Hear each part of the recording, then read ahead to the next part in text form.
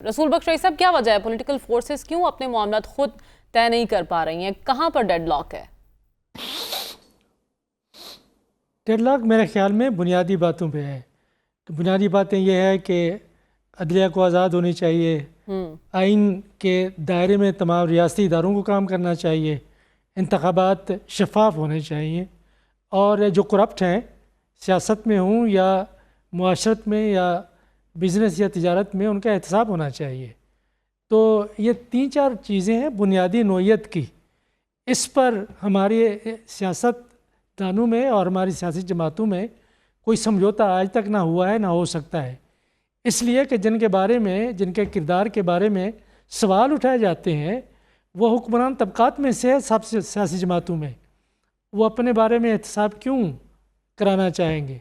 اور اگر وہ احتساب سے بچنے کے لیے ان کے لیے یہ لازم ہے اور ضروری ہے کہ وہ اقتدار میں رہیں، تو وہ اقتدار میں رہنے کے لیے اداروں کو بھی تباہ کریں گے اور ایسے اتحاد پیدا کریں گے جس سے کہ آئین اور آئینی اداروں کی خود مختاری نہ رہے.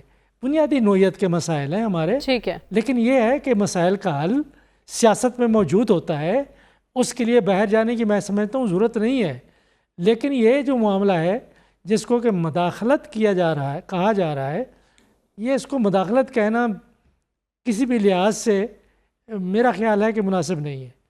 کیوں کہ مداخلت کو اگر دیکھنا ہے تو ایک کیری لوگر بل آیا تھا جس میں کہ 500-700 ملین ڈالر تھے، اور حکومت کو کہا گیا تھا کہ آپ علیحدہ رہیں. یہ پاکستان کی ایمبیسی جس کو چاہے گی وہ امریکن ایمبیسی یہاں دے گی، جس کو مرضی دے گی. یہ مداخلتی، اور حکومت اس وقت جو حکومت وقت تھی وہ اس کا حصہ تھی. میمو گیٹ بھی ہوا، اسی زمانے میں ہوا. میمو گیٹ کیا تھا؟ یہ ایک حقیقت ہے.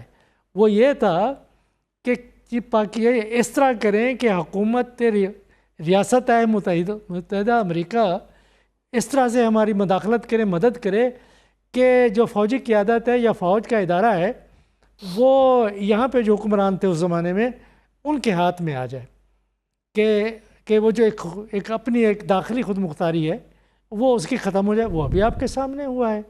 پھر ایبٹ بات کا واقعہ کیا تھا؟ وہ بھی اس کیونکہ حکومت یہاں ریزائن کیا تھا. ٹھیک ہے، جو اس وقت کی حکومت تھی وہ وزیر اعظم تھے، صدر تھے. تو یہ دیکھیں، کل بڑی اچھی بات کی عسکری صاحب نے. اس نے کہا کہ اس معاملے کی اہمیت اتنا ہے جتنا آپ اس کو بڑھاتے جائیں گے. ٹھیک ہے، پنجاب اسمبلی نے کہتے، پنجاب اسمبلی کو تو یہ پتہ نہیں ہے کہ یہ کانگریس نے کیا ہے یا ایوان نمائندگان نے کیا ہے.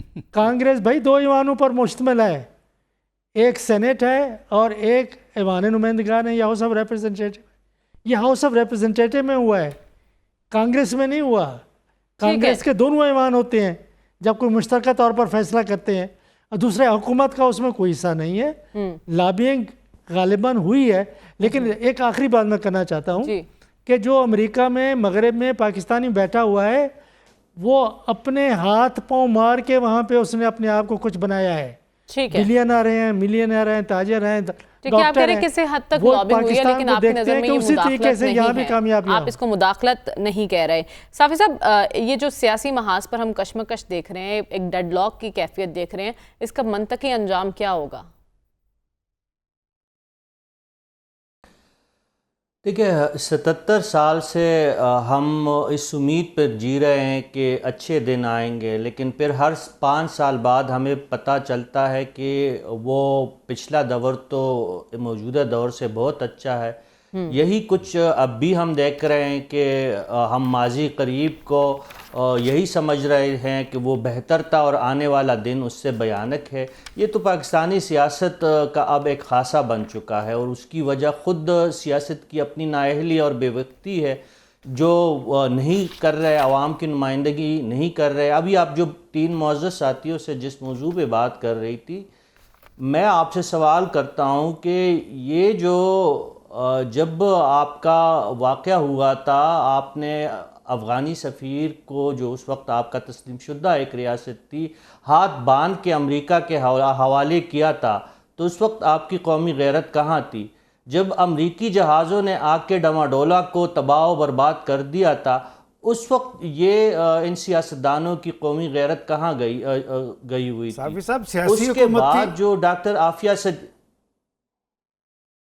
آبویسلی وہ اس وقت بھی اپنے آپ کو سیاسی حکومت ہی کہلاتی تھی. وہ اس وقت سیاستدان ہی مشرف کے دور کے کون سا آتی تھی؟ جو اس وقت آپ کے جو سارے بہت بڑے بڑے سیاستدان ہیں، جو اپوزیشن کے بھی دست و بازو ہے اور جو قومی اسمبلی کے جو حکمران جماعت کے بھی دست و بازو ہے، یہی جماعت تھی نا، یہی دو لوگ تھے اس وقت بھی. اور ان کے وہ بھی اپنے آپ کو سیاستدان کہتے تھے، شوکت عزیز بھی اپنے آپ کو سیاستدان کہتے تھے. چلے اس معاملے کو سلمان صاحب نہیں ڈسکس کرتے. عافیہ صدیقی کو جب حوالے کر رہے تھے تو اس وقت کیوں سیاستدان خاموش تھے؟ اور ایک سیاستدان ہی نے جب قدم اٹھایا تھا امریکہ اور نیٹو کی سپلائی بند کرنے کے لیے، جب وہ دھرنوں پہ آ گئے تھے، عمران خان صاحب کی بات کر رہا ہوں، اس وقت باقی سیاسی جماعتوں کی غیرت جماعت اسلامی کے علاوہ کہاں گئی تھی؟ کوئی گھاس چرنے گئی تھی؟ یہ سیاست ہی کے لیے ہماری قومی غیرت کیوں جاگتی ہے؟ ٹھیک ہے، وہاں کے تقریباً 80,000 پاکستانی ڈاکٹر ہیں امریکہ میں، 40-45,000 انجینئر ہے، باقی اسی طرح 40-45 پروفیشنل ہے. امریکہ کی موجودہ نائب صدر ایک امریکی پاکستانی نژاد امریکی کے گھر دعوت پہ جا رہی ہے. ان لوگوں کی لابی ہے، ان لوگوں کی رسائی ہے. انہوں نے اچھا کیا یا برا کیا، اپنے گندے کپڑے باہر دھوئے یا پاکستان کی بدنامی کی، وہ ایک الگ بات ہے.